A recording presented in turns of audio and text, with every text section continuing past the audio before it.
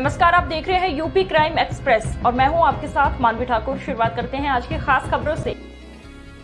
खबर आजमगढ़ से रानी की सराय थाना क्षेत्र के सेठवल गांव निवासी महिला भावना साहू ने मंडलायुक्त आजमगढ़ को प्रार्थना पत्र देकर ग्राम सभा की सरकारी भूमि पर अवैध कब्जे का आरोप लगाया है।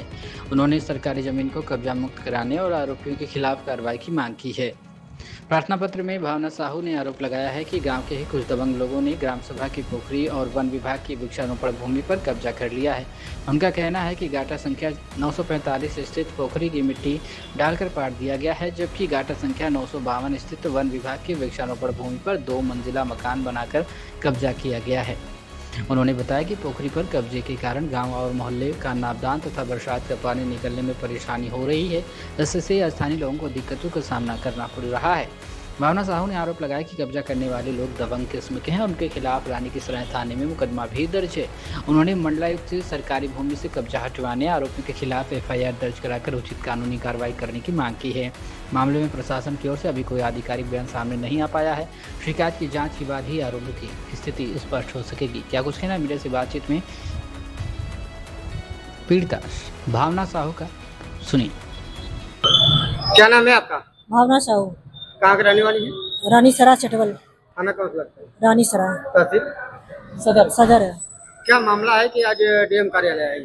जी सर, घर की जमीन वो सरकारी जमीन था, घर के पड़ोसी लोग हैं, सरकारी जमीन थी, उस पर कब्जा किए हैं। 2 मंजिला जमीन वो मकान बनवा चुके हैं। उसके बाद आबादी की जमीन, मेरे घर के पीछे आबादी की जमीन थी, उस पर भी लोग कब्जा कर रहे थे। तो सुबह 9 बजे की बात है, 27 तारीख को मेरे हस्बैंड सोए हुए थे, उनको जगाए और बोले कि देखिए लोग क्या कर रहे हैं। बस वो देखने गए, देख के वो मना करने गए कि आप लोग ये क्या कर रहे हैं। तो वो उनके उर्मिला देवी हैं, उर्मिला देवी के 7 बेटे हैं और 7 बेटे ने अपना पहले से तैयारी करके रखे थे कि कोई आए तो पहले पीटो। क्या क्या नाम है 7 बेटों का?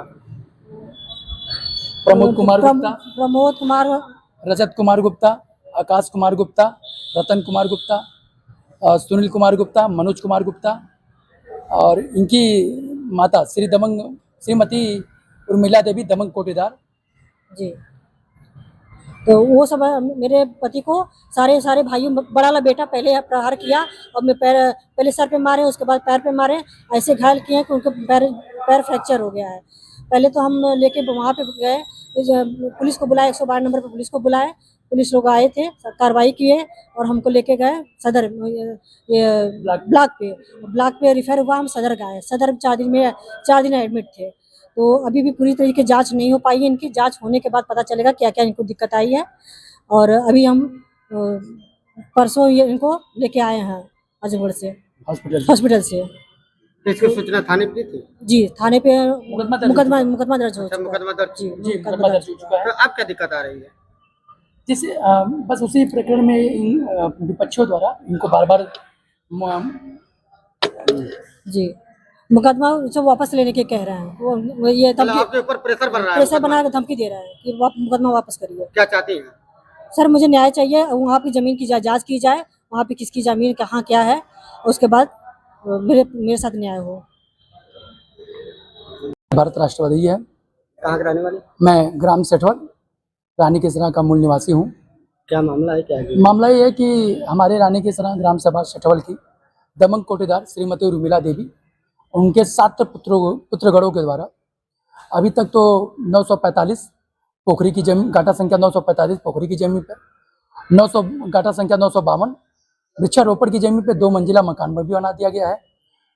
2 मंजिला मकान बनाने के पश्चात अब इनके घर के भावना साहू के घर के पीछे की जो आबादी, इनके घर की आबादी है, अब उस पर जमीन पे लोग कब्जा कर रहे थे। इनके पति मना करने के लिए गए तो उनको बर्बरतापूर्ण इन लोगों ने प्रहार कर दिया, जिसमें उनको गंभीर चोटें भी आई हैं। उनका पैर मार कर तोड़ दिया गया है। अभी भी कुछ जांचें बाकी हैं, कुछ जांच होनी है और हमारा मुकदमा दर्ज हो चुका है 201/2026 और निम्न धाराओं में अंकित है।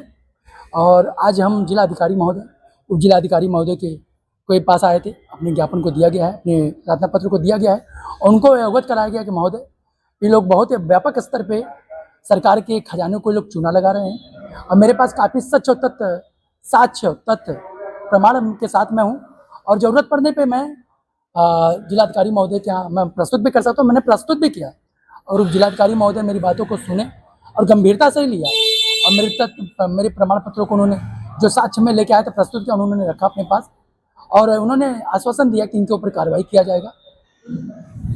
क्या चाहते हैं? इनके ऊपर कार्रवाई है, उनके ऊपर मुकदमा दर्ज हो। सर्वप्रथम तो सबसे पहले तो इनके ऊपर मुकदमा दर्ज होना चाहिए, क्योंकि ये राजस्व विभाग को चूना लगा रहे हैं और चूना कई तरीके से लगा रहे हैं।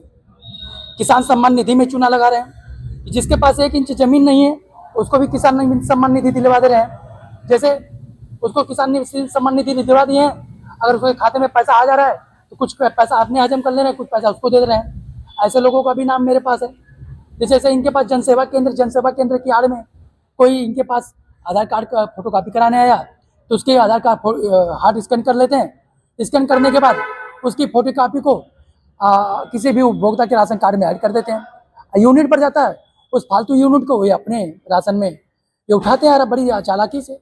अगर ऐसी जांच हो जाती कई लोगों के राशन कार्ड में 4 नाम 5 नाम बड़े मिलेंगे, जो हमको खुद नहीं मालूम कि हमारे राशन कार्ड में कितने लोगों का नाम है। मेरा 4 लोग का परिवार है, मेरी पत्नी है, मेरे 2 बच्चे हैं। मुझे खुद नहीं पता कि इसके बाद कितने लोगों का ऐड है। इन लोग का इस स्तर पे व्यापक घोटाला चल रहा है। और सरकार को मैं अपने आजमगढ़ के जनपद के वरिष्ठ अधिकारियों से निवेदन करूंगा कि इन लोगों के ऊपर उच्च स्तर की जांच किया जाए और इनको सजा दिया जाए, ताकि इस प्रकार की दोबारा सभ्य समाज में इस प्रकार की घटना का पुनरावृत्ति ना हो सके।